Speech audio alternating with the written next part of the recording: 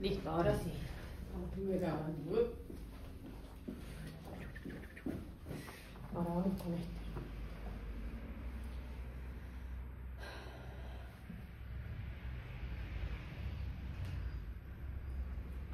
Soy un montón que no tengo invitado.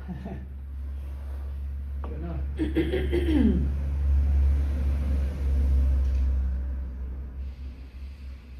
Bueno, vamos. ¿Cómo andan? Bueno, mi nombre es Carla Masi y esto es Charlas con Alma. Hoy la introducción es a una persona muy especial. Sí, es un ser humano como que te dan ganas de quererlo así como muy fácilmente. Él es licenciado en psicología. Es el Manu de la gente, el Manu Mir, porque es como, no voy a decir Manuel Mir y tal, porque no me da para presentarte así. La verdad que nos conocimos en la academia, donde yo soy ahí como un coach soporte de WADA. Manu tiene 32 años, es de Géminis. Me encantó que me pasó el ascendente, que es en Tauro, y la luna en Sagitario. O sea, le encanta la buena vida, vamos a hablar de eso. Y tiene una gran facilidad para comunicarse. Manu, te voy a dejar que te presentes también. Bienvenido a Charlas con Alma. Gracias por estar acá, gracias por traer este tema que para mí es súper importante. Ahora le vamos a contar a la gente de qué vamos a hablar. Pero bueno, nada, presentate para... Muchas gracias, Carly. Un honor para mí estar acá y sí, agradecerte la oportunidad de hablar de este tema que a mí me ha atravesado muchas veces y creo que a todos nos va a atravesar y nos ha atravesado de alguna manera. Por lo tanto, ojalá que un poco lo que se habla acá pueda ayudar a alguien que lo esté transitando y esté necesitando escuchar un poquito de esto en este momento. La verdad es que a mí lo que me gusta mucho de este podcast, de este espacio que fui creando muy tímidamente en un principio y ahora lo hago con mucha felicidad y facilidad, es que se conviertan en charlas con alma de verdad. Por eso yo armé preguntas y te dije, mirá, después si sale otra cosa, bueno, vamos viendo. Pero la idea es como hablar de alma a alma, que vos sabés que yo esto lo pongo en práctica todos los días, le pregunto a mi alma qué requiere de mí. Y hablar hoy de lo que es el duelo, ¿no? Y la resignificación del duelo también, porque como hablábamos recién antes de ponernos a grabar, siento que es un momento en donde los paradigmas están cambiando. Yo pasé por un duelo hace muy poquito con mi tía, que te conté, y yo me permito pasar los duelos, ¿no? O sea, es como para mí no tiene que ser doliente el duelo, sino como presente. Y por eso también un poco la invitación era poder hablar de esto, porque vos realmente pasaste por duelos muy heavies, tremendos. Ahora él va a contar un poco su historia, pero la invitación es esto que vos acabas de decir, es que la gente se lleve algo, las personas, las almas que escuchen este podcast puedan conectar con esa parte, porque yo siento que en algún punto todo el tiempo estamos duelando algo. Sí, tal cual. A veces sucede que es alguien y eso es un poco más profundo y más doloroso, pero bueno, la idea es explotarlo. Sí, a ver, el duelo, ¿qué se considera duelo desde su definición? Es un proceso, es un viaje que tiene un impacto psicológico, emocional y espiritual ante una pérdida significativa. Y una pérdida significativa no es solo la de un ser amado, es como decís vos, puede ser la pérdida de un trabajo, una separación, puede ser un cambio drástico en la vida y por lo tanto es algo inherente a la existencia del ser humano. Todos vamos a vivir y vivimos duelos todo el tiempo. El tema es, como decís vos, estar presente, poder transitarlo y prestarle atención, porque el duelo, para poder elaborarlo, requiere ser visto. Y muchas veces, ante esto que se vuelve como un tabú, la muerte o la pérdida de algo que nos cuesta tanto, invisibilizamos un duelo, no lo transitamos y se manifiesta de otras maneras quizás menos sanas que habiéndole dado el espacio que requiere tenerlo. Me encanta porque real que si hay algo que yo aprendí en todo este camino y fue a través de un duelo, pero no un duelo de una persona, sino de un duelo de una vida, de un proyecto de vida, y que fue cuando yo sentí que mi matrimonio y mi familia se acababa de derrumbar, porque esa era la sensación que yo tenía. Y en todo momento me permití sentirlo, porque en mi inconsciente sentía que esa era la forma, pasarlo por el cuerpo. O sea, como yo siento que estas son cosas que uno tiene que atravesar, para mí esa es la palabra, ¿no? Y el atravesar es pasar de un punto hacia el otro. El tema es que, bueno, muchas veces lo hacemos, como te decía recién, desde un lugar como muy doliente. Sí, y eso lo hace como difícil de llevar por momentos, sí, ¿no? Pero está bien. Es parte. Está bien, es parte de eso. Okay. A ver, el duelo tiene algo que es particular de cada uno. Ya que nuestro vínculo con esa experiencia, con esa situación o con ese ser amado que hemos perdido es único.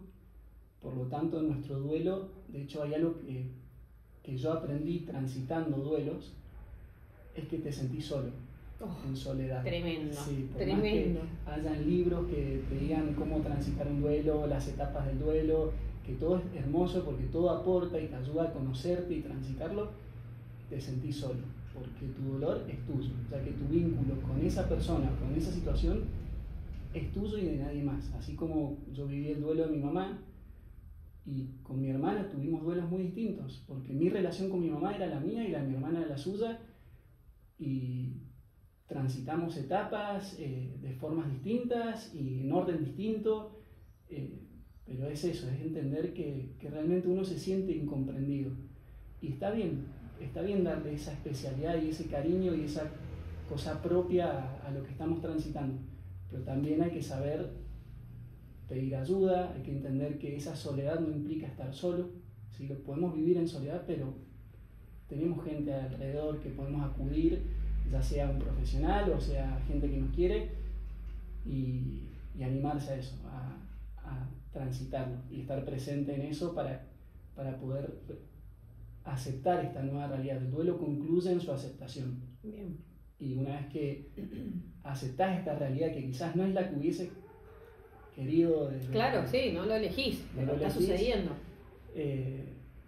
Ahí es cuando concluye el duelo y aprendes a vivir con ese dolor. No es que el dolor desaparece, aprendes a vivir con él y lo transformás. Y el dolor tiene algo que es maravilloso, que puede sacar lo mejor de nosotros. El dolor es un gran maestro y la mente humana muchas veces aprende por contrastes, ya que nos permitimos alegría porque conocemos la tristeza, nos permitimos la abundancia porque conocemos la carencia, y yo creo que la muerte de algo realza la vida. Definitivamente es algo que nos expone a sacar lo mejor de nosotros. Así que, nada, a transitarlo. Wow, qué poderoso lo que acabas de decir. Primero, como me dio mucha calma sentir que es normal sentirse en soledad cuando uno está atravesando un duelo, porque yo en su momento tuve como toda mi red de contención, al día de hoy la sigo teniendo, pero por momentos siento mucha soledad, porque es eso, creo como no poder explicar el dolor que generan ciertas situaciones, ya sea el dolor de cualquier pérdida, como decías vos recién, ¿no? Para adentrarnos un poco en esto, quiero preguntarte, porque tengo las preguntas, pero me recuesta hacer preguntas porque yo quiero ir hablando como surge, pero sí me gustaría que nos cuentes cuáles fueron los duelos que marcaron tu vida y por qué un poco vos también te has dedicado a esto tan particular y en tu tan corta edad. Bien, a ver, desde que soy chico en casa hemos vivido duelos muy particulares. Sí, en casa falleció la mejor amiga de mi hermana cuando éramos muy chiquitos en un accidente en bici, se llamaba Mili, y fue algo que la muerte estuvo cerca de nosotros desde muy chicos, y tuve una grandiosa mamá que nos ayudó a conectar de una forma muy linda, no quiere decir sin dolor, pero de poder conectar con nuestras emociones. Mi mamá nos enseñó bastante a poder llorar cuando hacía falta, a poder estar enojados cuando lo estábamos, y nos ayudaba a canalizar ese dolor. Y bueno, y el duelo que a mí más me marcó en lo que yo hoy quiero tratar de ser fue justamente el duelo de mi mamá y el duelo de mi novia en ese momento, que se llamaba Belu. Yo estuve 7 años de novio con Belu, ella vivía en Buenos Aires y tenía un cavernoma, que es una pequeña malformación vascular sanguínea. Vendría a ser, en términos más simples, como un volcancito que cada tanto largaba sangre. Y muchas personas pueden tener un cavernoma y ni enterarse de eso, pero el de Belu estaba en el cerebelo y podía generar una complicación muy grande a su movilidad. Y como estaba sangrando reiteradas veces, se decide intervenir quirúrgicamente para sellarlo. Lo sellaron, ella sale de la operación muy bien, yo hablo con ella y esa noche en terapia intensiva hay una complicación postoperatoria y hay que inducirle un coma. Belu se despierta a los 2 meses del coma con sus capacidades cognitivas conservadas. Ella recordaba quién era, entendía todo lo que le decíamos, pero no podía mover su cuerpo. O sea, cognitivamente se había conservado su salud, pero no... Físicamente paralizada. Claro, motrizmente estaba... Es lo que se denominaba como un síndrome de enclaustramiento. Si querés después googlearlo para entender más o menos, pero era similar a eso. Y Belu con el tiempo empieza a mejorar, logramos una rehabilitación, estuvo 2 años en rehabilitación, en clínicas por las que pasamos, y yo aprendí un montón del sistema médico. ¿Vos ahí estabas estudiando psicología? Estaba escribiendo mi tesis, de hecho mi tesis fue sobre neurorehabilitación. Y a medida que fue avanzando lo de Belu y yo fui comprendiendo todo lo que estábamos viviendo, cambió a cuidados paliativos. Y en cuidados paliativos hablé mucho sobre duelo del paciente, duelo de los médicos y duelo de los familiares. Entonces me empecé a llenar de herramientas de alguna manera porque... La vida te estaba poniendo ahí. Sí, quería procesarlo y ayudar a Belu también a procesar su propio duelo de un cuerpo que ya no le funcionaba como antes. Bien. Y bueno, por una complicación respiratoria fallece en el 2020, en septiembre. ¿Plena pandemia? En plena pandemia, ya estaba medio terminando ahí, pero sí, yo de hecho me fui a Buenos Aires y no volví más a Mendoza. Claro. Rendía online y escribía mi tesis allá. Y hace mucho no veía a mi mamá y a mi hermana. Me van a visitar a Córdoba en un campo que estábamos con la familia de Belu, acompañándonos todos en familia, un duelo que estábamos tratando de vivir. Ingenuo yo, creí que podía programar mi duelo. Yo decía, bueno, yo cuando esté bien voy a volver a Mendoza, voy a terminar la tesis, y no fue así porque mi mamá me va a visitar. Mi mamá estaba muy bien, mi mamá ha sido una persona que ha sufrido distintas situaciones en su vida que derivaron en una depresión, y yo empecé a creer en la psicología porque entendí que ella con terapia realmente pudo sanar esa depresión y pudo sacar una versión de sí misma muy bonita. Y bueno, me despido esa semana de mi mamá, que me va a visitar a Córdoba con su novio y con mi hermana, y al mes me llama mi hermana diciendo que mi mamá se había muerto de un infarto masivo. Así que yo, queriendo programar mi duelo, dije voy a volver a Mendoza cuando esté sano. No fue así, me tuve que volver antes y reacomodar roles, porque mi mamá se encargaba del cuidado de mi hermana, y cuando yo estaba en Mendoza, yo ya no estaba hace 2 años, pero era como la... Sí, tu mamá, punto, sí, ya está. Como que reacomodar roles en un carácter de urgencia, que encima eso pasa en el duelo, que vos no lo podés programar. Hay veces que vos decís, está bien, transitemos el duelo, vivamos lo que estamos viviendo, pero hay veces que tenés que acomodarte y cumplir con cuestiones burocráticas de redefinir roles, de reacomodarse en la casa, que no te permiten. Es que la vida continúa, Manu. Claro. O sea, es como, por eso no se puede programar un duelo. Tal cual. Para mí esto es lo que más nos puede llegar a dejar el haber atravesado duelos, es decir, ok, la vida continúa. El tema es cómo decide uno continuar, ¿no? Es como, si yo te pregunto a vos, primero me quedé pensando mucho en esto que dijiste cuando empezaste a contar tu historia, que tu mamá muy amorosamente realmente los educó de la mejor manera posible, que es gestionando sus emociones. Y en esto que a vos te estaba pasando, también en algún punto entiendo que era parte del proceso evolutivo tuyo, el querer controlar que el duelo fuera como vos lo habías aprendido en los libros, como vos lo habías aprendido en la teoría, y de repente la práctica que nos pasa a todos los que buscamos respuestas en los libros mucho tiempo, en la práctica resulta ser como, pará, esto no era lo que estaba escrito en el libro. Por eso me parece tan hermoso que vos hoy te dediques a esto, porque desde tu experiencia personal pudiste ver que el ser humano igual tiene que seguir viviendo, igual tiene que seguir ejecutando funciones básicas para poder vivir, y más si venís de una situación familiar en donde tu vieja estuvo en depresión y vos sabés lo que implica entrar en ese camino, y de repente si vos gestionas tus emociones, si tenés un buen acompañamiento, si tenés un buen entorno, si tenías a tu hermana, o sea, seguían pasando cosas, acababa de pasar lo de Belu, digo, es como, wow, es un montón. Tal cual. O sea, la vida te estaba diciendo, amigo, no hay nada que se pueda controlar acá. Nada, Claro. porque la vida en sí misma no la podemos controlar. Hoy estamos y mañana, mirá tu vieja sana, hermosa, divina, de novia y tal, y a la semana siguiente, al mes siguiente, no, físicamente, ella no estaba más. Es así, y hay que aprender a vivir en el presente. Realmente programamos y creemos que podemos planificar muchas situaciones, y la vida es eso, nos sorprende todo el tiempo. A mí la situación que vimos como familia en Buenos Aires con respecto a todo lo que pasaba con Belu, claro, nos pasaban partes médicos todos los días, entonces un día estaba todo bien, otro día estaba todo re mal, entonces dejás ya de esperar, de depender de ese sí. parte médico. Empezás a disfrutar de lo que te permite ese día, y Un día a la vez. sí, y de hecho para mí Belu fue una gran maestra, porque hay algo inherente al duelo que para mí es una de las partes más difíciles, que es la culpa. No se puede transitar un duelo, la mente es muy guacha y de alguna manera te va a generar esa etapa de culpa. Y ¿en qué sentiste culpa vos en ese momento? Porque, a ver, estabas allá, estabas acompañando, estuviste 2 años en rehabilitación, estabas al lado de ella. Sí, pero la mente... ¿Qué sentiste?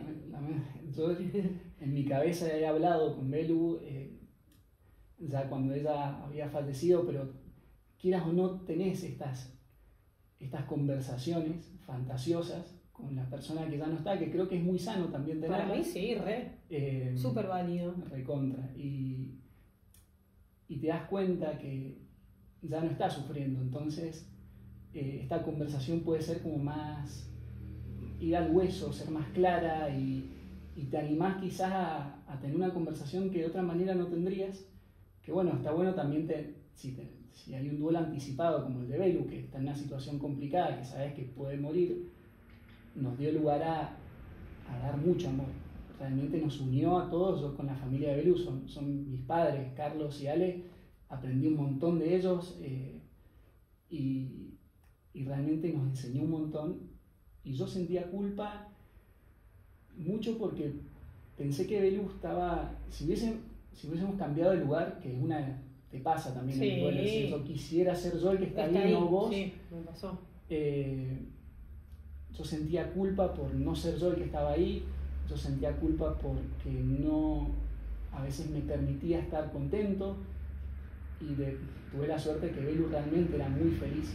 Me costó un montón entenderlo, porque para mí en ese lugar, sin poder moverte, es imposible ser feliz. Claro. Pero Belu me cerró la boca, me dijo, flaco, yo estoy muy, muy bien, sé que esto que me está pasando, a veces estaba triste, y ella quería que hablemos de su tristeza, porque Belu, al no poder hablar, se comunicaba con lo que nosotros le preguntábamos. Ella tenía códigos con los ojos, sí miraba para arriba, no cerraba los ojos. Después tenía una compu que tenía un sistema Toby, se llama, que escaneaba su mirada, y ella miraba una letra en la computadora y escribía esa letra. Perfecto. Entonces iba pudiendo escribir algunas frases, pero igual era ella muy comunicativa con todo, y realmente estaba bien. Hasta que yo pude entender eso, mi proceso en esa clínica fue muy distinto, pero me costó aceptarlo. Y sentía culpa una vez que falleció Belu, por ejemplo. Hay una situación específica que yo me carcomía la cabeza, que era, ella tenía, como estaba mucho tiempo acostada, cada tanto había que sentarla en una silla especial que la podía sostener. Ajá. Y se le bajaba mucho la presión, porque imagínate, tiene que reacostumbrar a su cuerpo a sentarse, tal cual. Y había ido mi tío con mi tía de Mendoza, y mis primos a saludarla. Y claro, como él estaba tan bien esa semana, yo quería que haga todo su show, que aparte sonreía ya, estaba expresándose un montón. Bonito. Y quería que les muestre como lo bien que estaba. Y justo ese día se le había bajado la presión. Y yo estaba muy insistente. Y yo me sentía que yo era el que más la comprendía, a ver. Entonces, ¿cómo no voy a entender que se le había bajado la presión? ¿Y te sentiste culpable por eso? Me sentía culpable. Ay, bonito, y me mataba. Y después en estas conversaciones que tenía con Belu, me daba calma porque ella se queda con lo otro, con todo el amor que había alrededor de ese cuarto. Y bueno, nada, eso de la culpa que es muy guacha. Y lo mismo con mi mamá, siempre hay una etapa de culpa que es parte del proceso. Parte del duelo. ¿Querés nombrar las partes del duelo? Sí, mirá, a ver, como digo, el duelo es propio de cada uno. Sí. Y estas etapas no se dan en orden, no tiene por qué ser así. Ah, mirá, yo pensé que sí. No necesariamente. Okay. Entramos y salimos de las etapas todo el tiempo Okay. y podemos saltear etapas, después volver a otra. Ajá. Solo que, bueno, concluye en aceptar esta nueva realidad. ¿Sí? Bien. Y las etapas que propone Elizabeth Kubler-Ross, que fue una gran pionera de los cuidados paliativos, sí. Que es este cuidado a personas que están en situaciones que están cerca de la muerte. Cercana a la muerte, bien. Propone estas etapas para hacer consciente algunas ideas que nos pueden ayudar a los que estamos transitando en ese momento. Bueno, la primera etapa es la negación. Literal. Sí. Sí. Que es como la anestesia que nos permite como suplir un poco el shock que acabamos de recibir, que es la pérdida o esta situación que llamamos duelo. Y como nuestra mente no puede procesar todo de una, necesita como hacerlo en esas etapas. Sí. Y la anestesia es la negación. La primera etapa es la negación, que nos permite ir inscribiendo esa... Vos sabés que la persona falleció, pero todavía hay muchas ganas de llamarlo, de escribirle por WhatsApp, de contactarse todo el tiempo y ir aliviando esta sensación que todavía no podemos aceptar. En esta etapa hay un libro que yo recomiendo, que lo escribe Noelia Centeno, es mendocina, psicóloga. Sí, es nomás. Yo no la conozco a ella, pero me encanta lo que escribe, y escribió un diario de tu duelo. Ajá. Qué hermoso. Sí, y te permite escribir y poner en cada etapa lo que vas necesitando, y te aporta ciertas ayudas que están buenísimas. Y bueno, ella dice que la escritura permite mucho a conocernos, a conectar con nosotros y a transitar estas etapas de alguna, y es una guía. Para el que no sepa qué hacer, le recomiendo ese librito. Ese librito está buenísimo, se consigue, o escribir, lo que sea, pero ese librito está bueno porque te va guiando de una manera muy bonita en cada etapa. Pero bueno, escribir y transitar. La escritura literal genera 10.000 conexiones neuronales. La escritura a mano. O sea, vos imaginate la importancia de estar en un duelo, de estar en un estado de shock, porque como decís vos, la primera, yo me acuerdo cuando estaba en estado de shock y era como, esto no puede estar pasando, o sea, literal era la negación absoluta, esto no puede estar pasando, no puede estar pasando. Imagínate en ese estado tener una herramienta tan simple como escribir, que te esté volviendo a reconectar tus neuronas, independientemente de que lo que esté saliendo a través de tu mano sea odio, bronca, impotencia, dolor en su máxima expresión, pero escribirlo, sacarlo, para mí, sacarlo de la mente, atravesarlo, yo siento como que hace todo un recorrido, desde sale de la mente, atraviesa el brazo, va por la mano, sale la escritura, y como todo ese recorrido genera una liberación espectacular y te permite como, bueno, hoy puedo seguir con esto, mañana puedo seguir con lo otro, pero como una herramienta tan simple nos puede acompañar en un proceso tan heavy transformador, ¿no? O sea, es como... Es muy loco. Hay mucha gente que no se anima, porque también hay herramientas para todos. A mí realmente, más que escribir, me gustaba procesar mi dolor en canciones. Yo nunca fui músico y siempre tuve ganas de aprender a tocar la guitarra, así que empecé a jugar un poco con eso y descubrí una parte mía que para mí era inexistente, y escribía canciones de lo que sentía. No son quizás las canciones mejores escritas del mundo, pero están escritas, hay escritura ahí también, y hay poesía, y hay transformación. Tal cual. Es transformar el dolor. Yo siento que tu camino ha sido el de una transformación de... Yo sé que por eso creo que resonás con el Club de los Alquimistas, que es porque nos convertimos en alquimistas. Tal cual. y vamos transformando el dolor en amor. O sea, es como el miedo en amor, la culpa en amor, porque recién lo dijiste y esto vivimos en una ley de la polaridad, ¿no? Entonces, que vamos a conocer el amor porque conocemos el dolor, que vamos a conocer el duelo porque conocimos la alegría de compartir con eso o haber tenido eso. Digo, es como vivir en eso constantemente, pero que el vaivén entre un sentimiento y el otro sea mucho más amoroso, hace que exista la transformación, por lo menos para mí. En eso consiste la alquimia, la resignificación, que es un término que se usa mucho en psicología, que es poder resignificar lo que estamos transitando y darle otro valor, y nos vuelve ágiles en transformar un dolor profundo en un agradecimiento expansivo. Eso es darle amor, como vos decís. Pero cuando en la balanza pesa mucho más el agradecimiento que el dolor, es porque realmente estás logrando esa alquimia, que es lo que se busca en poder transitar un duelo y poder transitar lo que sea. Es quedarse con lo que uno tiene para agradecer. Hay un gran maestro en que quizás es más mediático y lo conocen, Luis Enrique, es el director técnico del París. Sí, Que fue director técnico de Messi. Él tuvo una hijita que fallece a los 7 años de cáncer. Cuando Messi con él gana el tricampeonato de España y la Champions League, va con su hijita y disfruta un montón de la victoria, y bueno, y su hija fallece, y todo el mundo le recuerda en entrevistas a su hija, y él dice: mucha gente me habla desde la lástima, pero ellos no entienden que yo agradezco estos 7 años que sí la tuve y no todos los otros que no. Que no va a estar. Y creo que es una persona que realmente pudo lograr transformar eso que estamos hablando, darle una resignificación y transitar el duelo de la forma más sana. Pero bueno, requiere tiempo.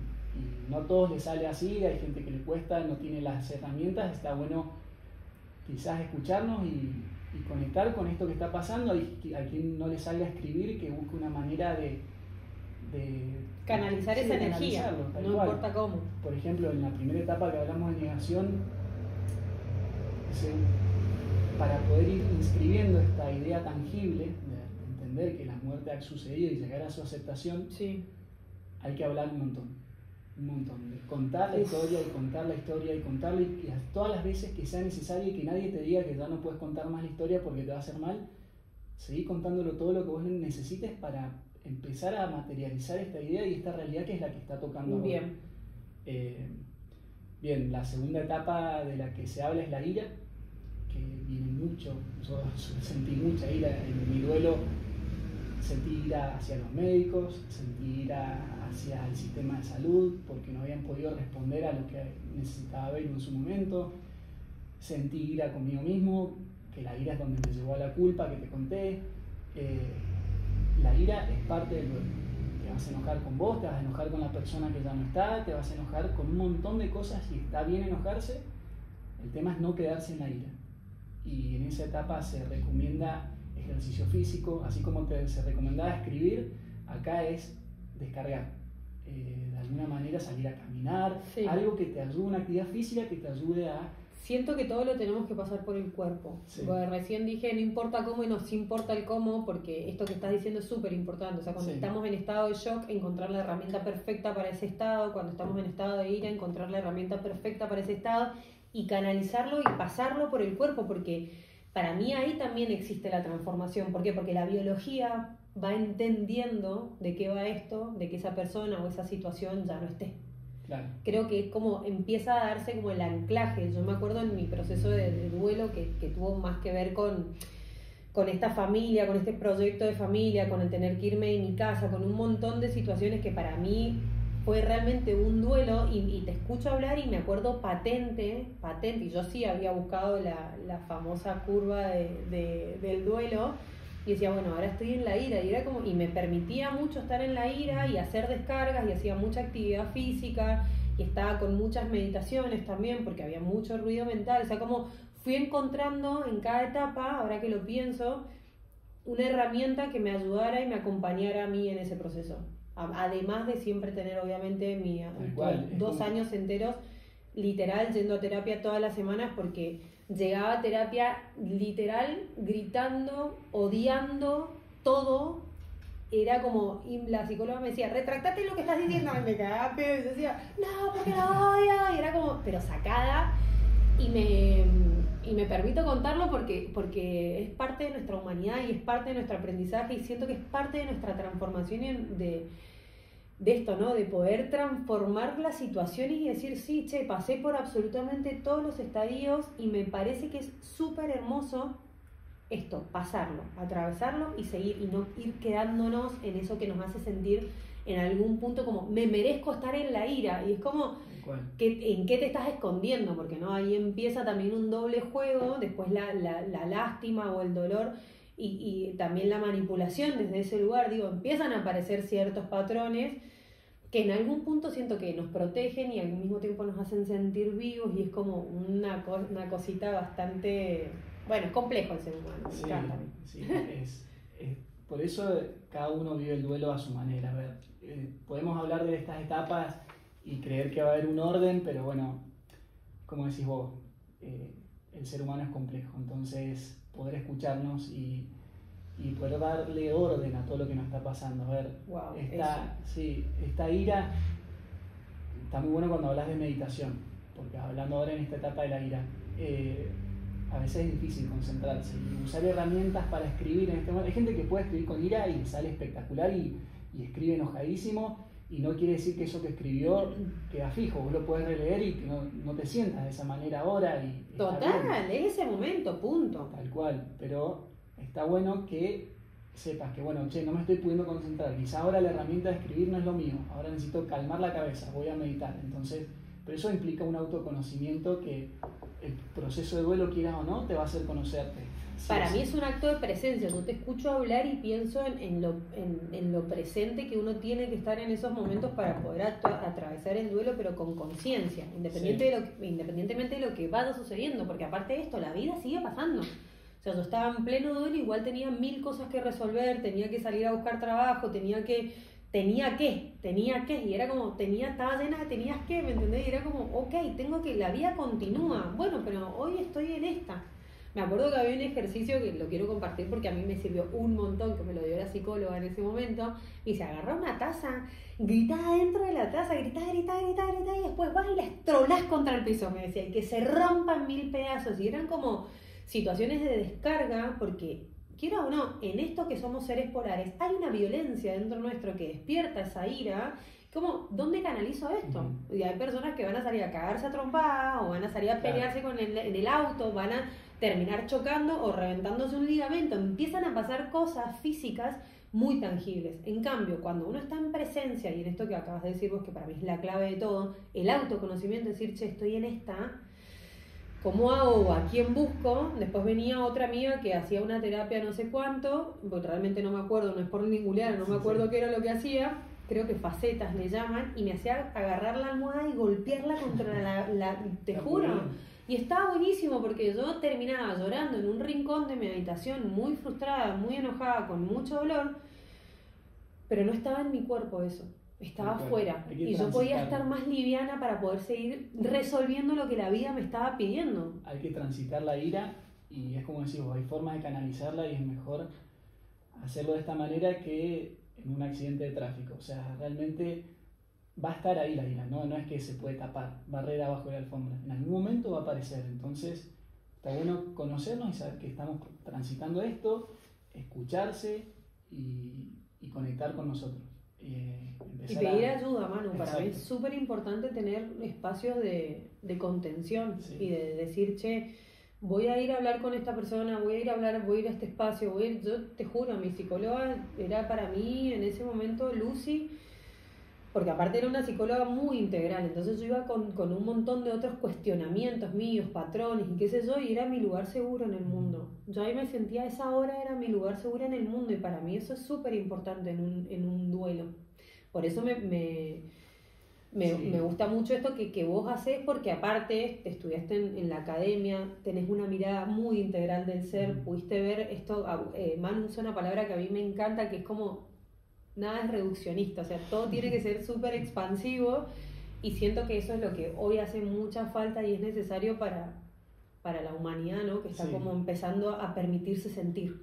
Tal cual, la medicina hegemónica, tradicional, a ver, habiéndola vivido en distintas clínicas, tiende, no lo hace a propósito, se ha establecido un sistema de esta manera que reduce a curar una enfermedad.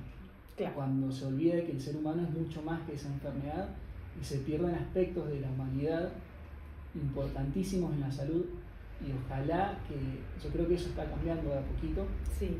pero bueno, a los médicos tampoco los preparan para eso. Como te digo, yo hablé sobre duelo cuando escribí en la tesis, de duelo familiar, duelo del paciente y duelo del médico, porque el médico también lo van preparando para curtirse de una manera que no sienta y se deshumanice, porque también lo explotan. El médico está en su residencia, pobre, cansado, 1000 horas. reventado, no le queda otra que enfriarse, porque el sistema también busca Sí, que rindas, reducir como un el costo, rendimiento. reducir el costo y que vos generes. Es parte de esa idea mercantil de la salud. Bien. Y en eso también lo exponen al médico a una situación que quizás no es lo que más le gustaría. No creo que a un médico le guste desconectarse de sus pacientes. Y yo lo vi un montón a eso. Trataban a veces a Belu como si fuese un auto. Venían, cambiaban un botón gástrico y se olvidaban, ni la saludaban, Claro, no le prestaban Sí, atención. ese piloto automático, Tal cual. tápate, fuerte. Y bueno, se pierde ese contacto humano que en la salud no se puede perder. Hay que recuperarlo tal entonces, cual, hay que recordarlo. Tal cual. Y es eso, es la salud expansiva y no reduccionista. Así que está buenísimo que hablemos de esto. Bueno, para seguir con las etapas, después de la ira se habla de la negociación y culpa, que es esto cuando yo te contaba que fantaseaba quizás de alguna manera estas charlas, o vos estás como amigándote con la idea, estás tratando de resignarte pero todavía no estás listo. Bien. En esa etapa de negociación Con vos mismo con sería. vos mismo, Okay. Y con la vida, estás desilusionado de la vida. Pasa, sí, ¿no? que ¿por qué te pasa esto a vos? ¿Entendés? ¿Por qué le pasa esto a mi ser querido? Y en eso, que hice mal. Claro, viene después de la ira, sí, es decir, sí. qué bronca el universo que está haciendo que me pase esto a mí. O sea, como hay un pico y después hay otro pico hacia abajo, digamos, claro, ¿no? O sea, claro, como, esa negociación de decir, bueno, que ahí es donde aparece la culpa también. La culpa aparece tanto en la ira como en esta... Nos acompaña en toda la sí, vida, tampoco la culpa, a ver, como es digo, inherente al ser humano, ¿viste? Estamos clasificando en etapas, pero sí. no necesariamente es una etapa y la otra, sino que entiendan que nos va a pasar esto y son cosas que transitamos. Bien. El tema es poder cuestionar esa culpa, no quedarse en ella sintiendo lástima por uno mismo o estancarse porque hace muy mal. Concentrar todo en la culpa, en lo que podría haber cambiado, lo que podría haber hecho. Y aparece la nostalgia ahí, me parece, sí. ¿no? Y como nos empezamos a quedar en un estado medio... Sí. Entonces, bueno, es cuestión de poder cuestionarlo. Y está buenísimo lo que decís vos de pedir ayuda, charlar, que alguien te guíe en este proceso que es tuyo, porque te sentís incomprendido en el duelo. Sí, es tremendo. Y realmente sentís que nadie te va a entender. Pero bueno, por lo menos va a haber alguien para escucharte y tratar de entenderte. Nunca se va a poder poner en tu lugar, pero hace lo posible para darte amor y para eso también hay profesionales que saben cómo dar esa mano que uno necesita. Bien, después viene la etapa que es la etapa que permite resignarse, que es la etapa más difícil quizás, que es la depresión. Okay. Es una angustia profunda, este dolor se entiende que no se va a ir, ¿sí? Okay. Va a transmutar, pero ese dolor queda y ese dolor también saca lo mejor de nosotros. Bien. Pero la depresión viene cuando empezamos a entender esa aceptación, que esta es la realidad que está ahora y vamos a estar muy tristes. Hay que entender que es una depresión que hay que darle lugar a esa tristeza, hay que ordenarla, porque a veces la angustia se puede expandir demasiado y hay que tratar de ordenarla, decir, bueno, voy a tratar de, en vez de estar todo el día triste hoy, voy a tratar de dedicarme una hora a pensar en esto, a estar muy triste, a conectar con esa tristeza, pero tengo que seguir adelante, porque la angustia inmoviliza mucho, entonces... Bien, te paraliza, digamos. Sí, hay que tratar de ordenarlo un poquito. y pedir mucha ayuda acá y también darse ese espacio. O sea, tiene que haber un espacio para la angustia, para la depresión y la tristeza profunda, sí, profunda sentirlo, tristeza. Yo me acuerdo que le avisaba a mi entorno, o sea, como estoy muy triste, bien. por favor, porque aparte está esta tendencia del ser humano de, dale, vos podés, seguir adelante, no te des por vencido, y ustedes, como, déjenme estar triste. Para mí las emociones, yo aprendí a gestionar mis emociones desde muy chiquita, pues siempre fui muy de sentirlo absolutamente todo. Y de grande fui entendiendo esto que decís vos, esta palabra tan hermosa, que fui ordenando las emociones, entendiéndolas, comprendiéndolas, estudié sobre eso. Y cuando yo me sentí triste dije, respeten mi tristeza, o sea, era como, no me pidan que no esté triste. Porque a mí el mundo se me acaba de caer, porque era mi mundo que se acababa de caer. Y yo necesitaba estar, porque aparte, esto del autoconocimiento, lo lindo que tiene es que vos sabés que en algún momento vas a resurgir. Pero también sabes, te conoces tanto que sabes que tenés que atravesar ese otro momento que es súper incómodo para vos y para todo tu entorno, porque tu entorno se empieza a preocupar, se empieza a angustiar, es como si se contagiase de esa energía. Claro. Y en realidad es avisarle al entorno. Para mí es también una forma muy amorosa de transitar estos procesos. Es como, che, estoy en esta, o sea, estoy llena de ira o estoy muy triste y no sé cuánto tiempo me va a durar esta tristeza, pero como estás pidiendo ayuda, como estás contenido, como tenés una red de contención y estás bueno, ok, en algún momento voy a salir de esto. Pero ese momento para mí es crucial para el ser humano, porque no nos permite sentirlo, ¿no? Aceptar. Realmente nos permite evolucionar en este proceso. La angustia también se manifiesta mucho en las fechas. ¿Sí? En las fechas de cumpleaños, en las fechas de Navidad, entre lo que es el año del suceso o los 2 años. Sí. Pasa mucho, che, esta Navidad va a ser sin mamá, va a ser, hoy es el cumpleaños de mamá, hoy falleció mamá. Entonces, incluso inconscientemente, yo siempre decía, no, yo me voy a acordar del cumpleaños, no me voy a acordar del día en que falleció, porque yo voy a celebrar la vida de la biología lo almacenó, tu cuerpo se acordó porque fue un shock para tu cuerpo y se va a acordar que cuando falleció tu cuerpo hizo listo. En febrero, que fue cuando falleció mi mamá, estoy una semana muy cabizbajo, no me doy cuenta, es como que no, si no me pasa nada estoy re bien, pero conectás con vos y decís, che, la verdad estoy triste, empezás a darte cuenta de que no hay que silenciarlo, que está bien estar triste, por más que mi mamá falleció en el 2021, estamos en 2025 y todavía me pasa que estamos cerca de la fecha de su muerte y estoy angustiado. Y está bien, ¿no? Aprendés a vivir con eso, con ese dolor. El tema es cuando esa angustia te inmoviliza y no te permite seguir, ahí hay que hacer algo para poder justamente entender que la vida es movimiento y que hay que tratar de encontrarle la vuelta. Qué bonito, eso que acabas de decir, me encanta, porque la vida es movimiento, Manu. La vida es eso, es movimiento constante. Es como en esto del duelo y de la muerte y como la desaparición física de algo, de alguien, nosotros hemos construido mucho nuestra vida, ¿no? En la permanencia, ¿viste? Esto tiene que estar, o sea, no sé, nuestros viejos, ponele, era como, bueno, tenían que casarse, tener la casa, tener los hijos, tener las vacaciones, era como permanencia. O sea, eso te daba un sentido de pertenencia, eso te daba una sensación de estoy haciendo las cosas como se deben hacer. Y de repente para mí la pandemia en ese sentido fue súper reveladora porque nos hizo darnos cuenta como físicamente lo finitos que somos, pero lo infinitos que somos en el día a día y las posibilidades que tenemos en la vida y cómo poder resignificar el duelo, cómo poder resignificar el dolor, cómo poder resignificar y transformar y decir, bueno, ¿cómo voy a hacer para que, ponele hoy, que tu vieja no está, que Vero no está, que te enseñaron tanto, es como...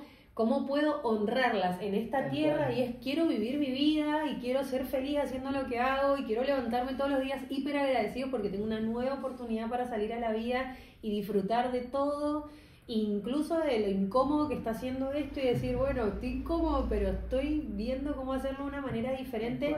Y creo que ahí también se resignifica el dolor porque ahí aparece esta famosa palabra que es la resiliencia, ¿no? Es como, bueno, sigo adelante a pesar de...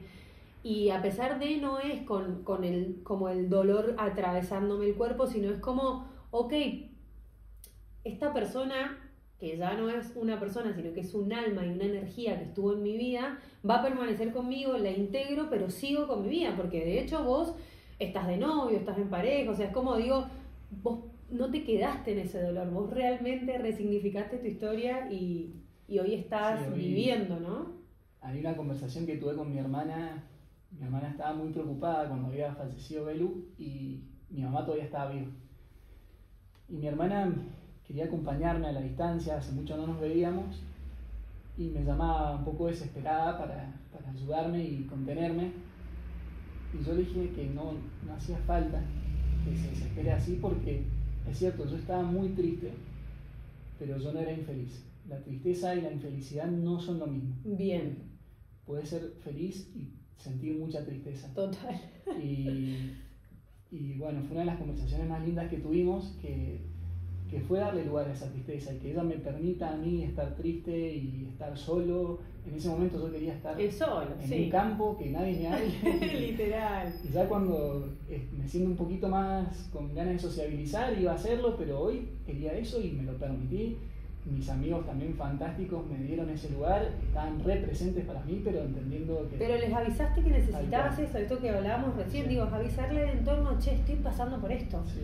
Y es re lindo lo que acabas de decir, porque a mí me ha pasado mucho en estos años que digo, yo soy muy feliz con mi vida y pasan cosas como muy estrambólicas en mi vida, pero yo soy muy feliz. Y siempre pienso en que si yo me fuera físicamente de este plano, he vivido la vida a mi manera.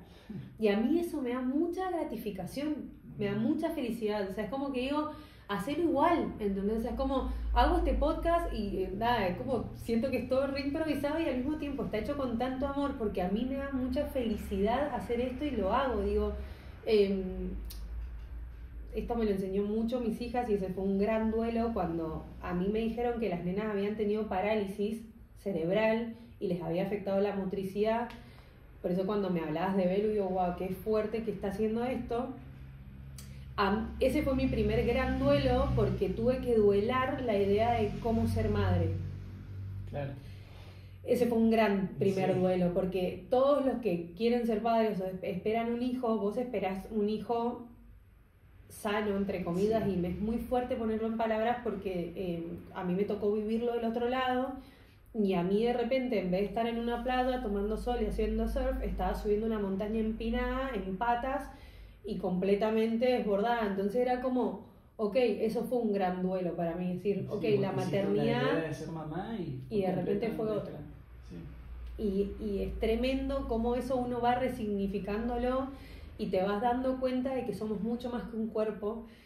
Y que somos un todo, un ser integral, maravilloso, magnífico, alucinante. Yo sigo pensando que somos la especie más increíble de este universo, pero también como de las más complejas. Por eso tenía muchas ganas de poder compartir un espacio hablando de lo que es duelar, pero poder resignificarlo, ¿no? En mi vida ha habido mucho duelo simbólico. Y ahora cuando falleció mi tía, que yo hacía muchos años que no tenía una muerte, porque cuando falleció mi abuela en pandemia, fue en pandemia. Claro. Yo físicamente de ella no me pude despedir, no la volví a ver nunca más, fue tremendo eso, pero vivirlo ahora como en primera persona, entre comillas, cuando fallece mi tía Susi, que para mí era un ser muy especial en mi vida, fue sentirlo físicamente, porque los duelos que había vivido eran simbólicos y de repente esto estaba sucediendo en lo físico. Y me permití también como sentirlo y dije, bueno... Sí, la pandemia complicó mucho muchos procesos de duelo. Pensé que habían padres que no podían ver a sus hijos o hijos que no podían ver a sus padres y quitarle ese simbolismo del entierro quizás o lo que sea, la cremación. El estar, mano, yo no pude estar con mi mamá cuando mi abuela falleció. Y mi abuela falleció en 99 años, ¿entendés? Puede complicar el proceso de duelo en su aceptación, requiere una elaboración quizás más rebuscada para poder llegar a esta aceptación, que es la etapa en que uno se amiga con esta nueva realidad. No es la que hubieses querido, pero bueno, es lo que te toca y aprendés a vivir en ella. De hecho, te das cuenta que lo aceptaste porque quizás no estás todo el día pensando en eso, porque te estás permitiendo ser feliz y no sentir tanta culpa. Y ahí es cuando empezás a entender que está bien, el recuerdo siempre va a estar y empezás a transformar ese dolor profundo en amor, en agradecer, y ya pensás en la persona que no está, quizás sonriendo un poco más, y ya no son lágrimas de tristeza, empiezan a ser incluso lágrimas de felicidad o de estar de gratitud. conmovido. Yo Claro. creo que sí, que aparece esa palabra hermosa que acabas de decir. O sea, uno se conmueve al recordar tal o cual cosa, y es como, se siente para mí un suspiro, es mucho más liviano conmoverse por todo lo que sí fue, Tal cual. ¿no? Es como, wow, para mí ahí aparece realmente la alquimia y la gran resignificación de todo lo atravesado, ¿no? Y quedarnos con esos grandes maestros que hemos tenido. Esos maestros son nuestras experiencias y nuestros seres queridos, y tomar tanto lo que queremos aprender de ellos como lo que no nos gustó, que quizás lecciones que a través del no hacer, y son todas situaciones que nos enseñan, estas experiencias. Yo en la tesis, cuando la presenté, hablé de un capítulo de Alf, que a mí, yo era muy chico y no sé si te acordás la serie de Alf. Obvio que me acuerdo.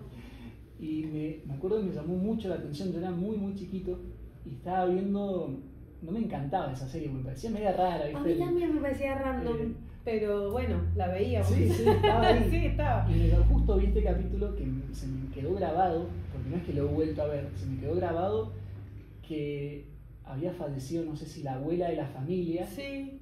y todos estaban muy angustiados, muy muy angustiados. Y Alf no entendía por qué los seres humanos estábamos tan tristes, Sí. si para él, en su planeta, la muerte era un cumpleaños sin el cumpleañero. O sea, era un momento para homenajearlo, para reírse de todo lo que nos había enseñado, para incluso aprender de lo que no nos gustó. Che, esto no lo volvamos a hacer. Tratemos de aprender de Sí, eso, sí. que no estuvo bueno.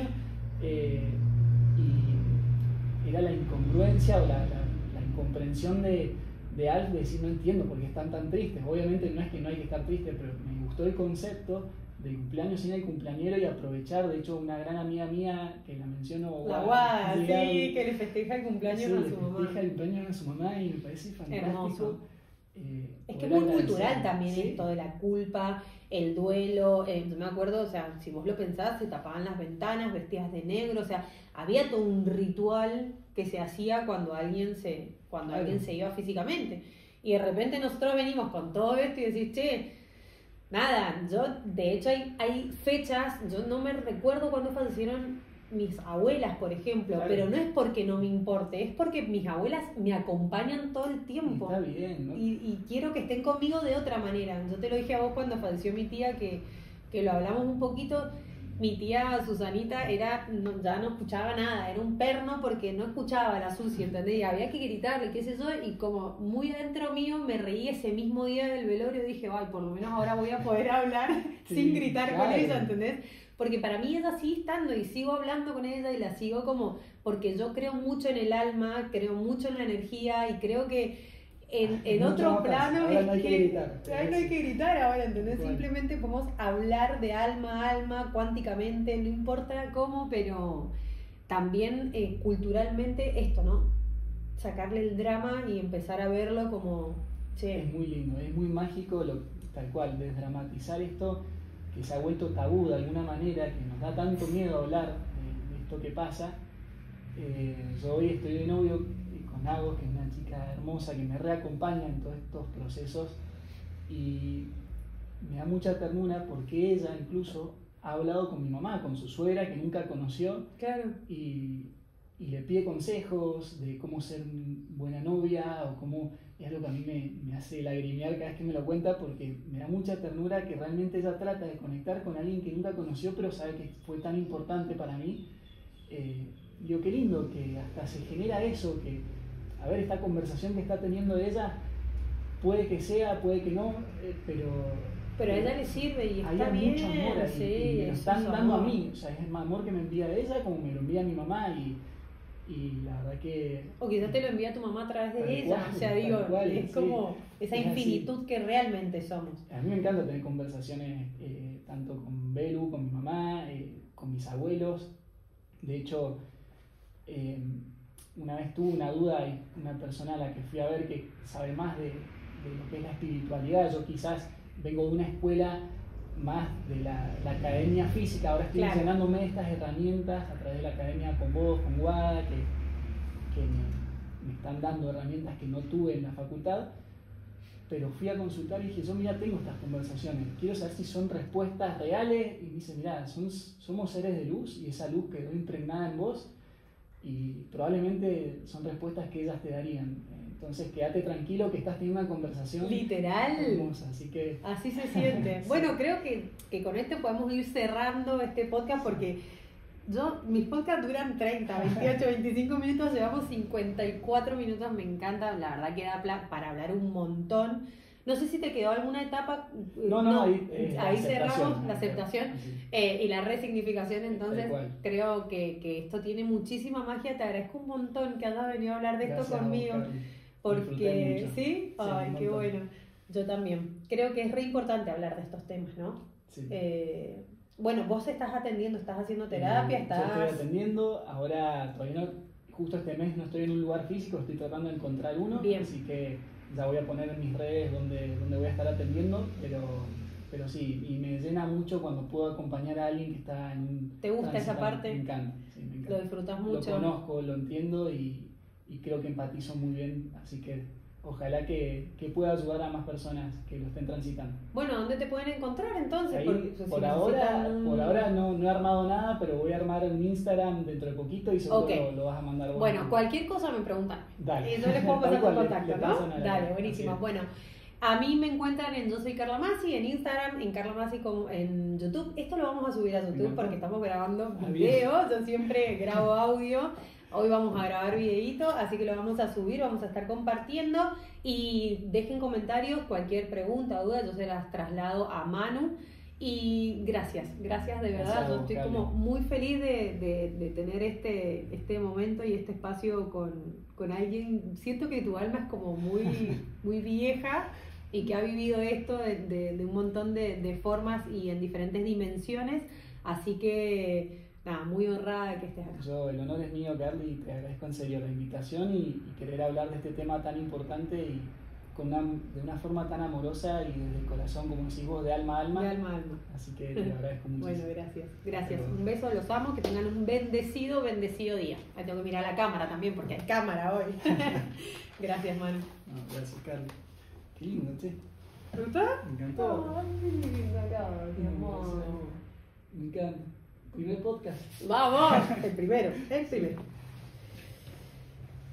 A ver.